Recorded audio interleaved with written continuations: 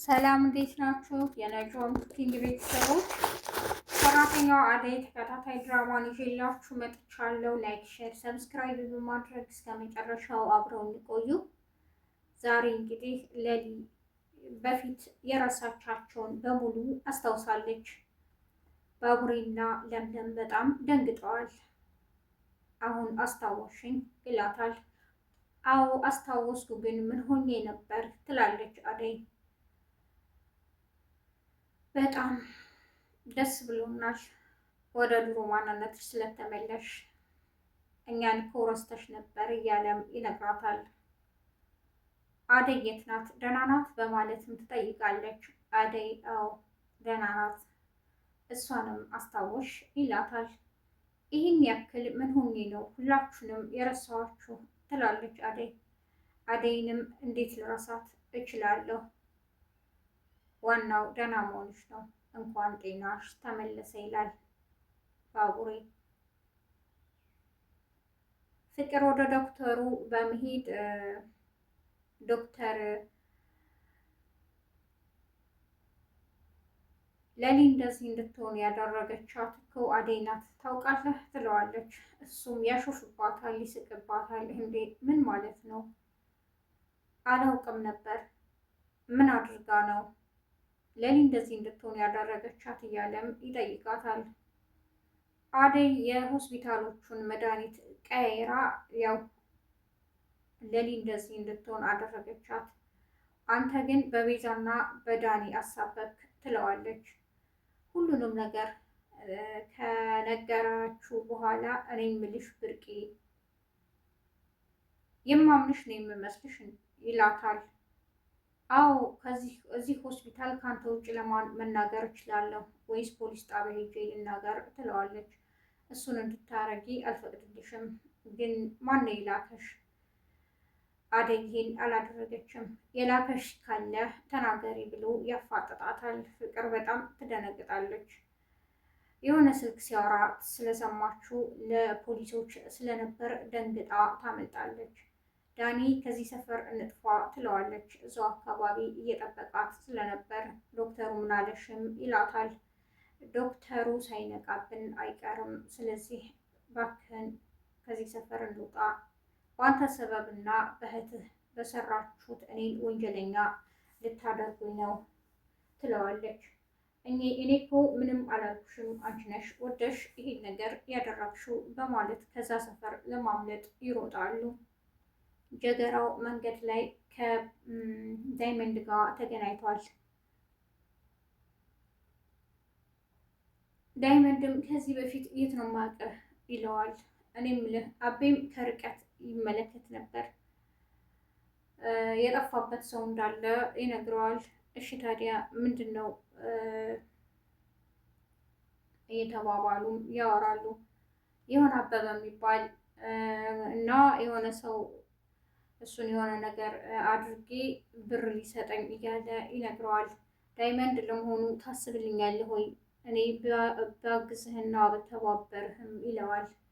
አዎ አበበ ማለት እሱና ሚስቱ ከክፍለ ሀገር በቅርቡ ወደ ከተማ የመጡ ናቸው። እሱ ደግሞ ከሀገር አሜሪካ መጥቶ ነው እያለም ይነግረዋል። ዳይመንድ ሁሉንም ያውቃል፣ ግን ስንት አይነት አበበዎች አሉ መሰለህ እያለ የአበበ ሙዓት ይዘረዝርለታል። እንዴ ጨርሰው አበበ በበሱ አልቀዋል እያለም ሙሉ ይይዝበታል። ለማንኛውም ይሄንን ማሰብ አለብህም ይለዋል። ለሊንም እፈልጋታለሁ በማለት ይነግረዋል። ለሊ እኮ ቤዛ መድኃኒት ቀይራ ሰታ አእምሮዋን ስታለች እና በቅርቡ መሞቷ አይቀርም። ታዲያ ምን ታደርግልሃለችም ይለዋል። አዎ ቤዛ ይሄን እንዳደረገች አውቃለሁ ይለዋል። ዳይመንድ በነገሮች በጣም ተገርሟል። አቤን አሳልፎም አይሰጠውም፣ ግን ምን ማድረግ እንዳለበት እያሰበ ነው። ኪንጎ ከርቀት እያየ ነበረ። ወይኔ ይህ ሰውዬ ጋር ምን ያደርጋል እያለ ሲበሳጭ ነው የቆየው።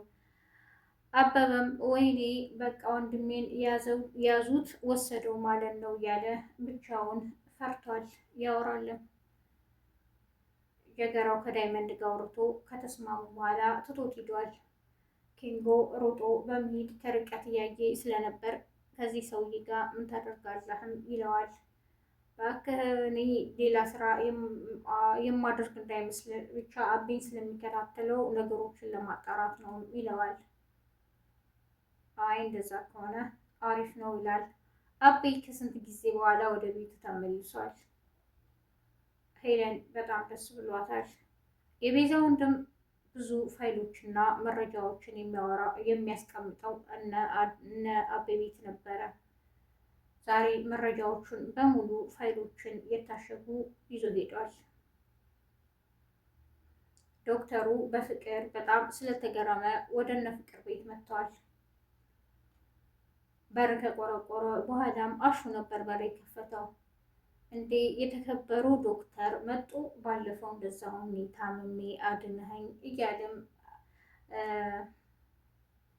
ወሬውን ቀጥሏል። አይ አሁን ተሽሏል፣ ደህና ነህ እኮ ይለዋል። አሹም እረ አንተ የተከበርክ ሰው ነህ፣ ቁመህ ማውራት የለብህም በልግባ ዶክተር ይለዋል። ብርቅ ያለች ወይም ሲለው አሹ በጣም ይስቃል። ፍቅርም ማለትህ ነው? የለችም ግን እናቷ አሉ ግባ በማለት ወደ ውስጥ ድረስ ገብቶ እናቷን ያገኛታል። የተፈጠረውን በትንሹ ከነገራት በኋላ ፍቅርን ብርቄን ትፈልጌ ነበር ይላታል። ፍቅርን ማለት ነው ልጄ ትለዋለች። ፍቅር እንደሌለችም የፍቅር እናት ትነግረዋለች። ግን ፍቅርን እፈልጋታለሁ፣ ሆስፒታል መምጣት አለባት በማለት ዶክተሩ ወጥቶ ይሄዳል።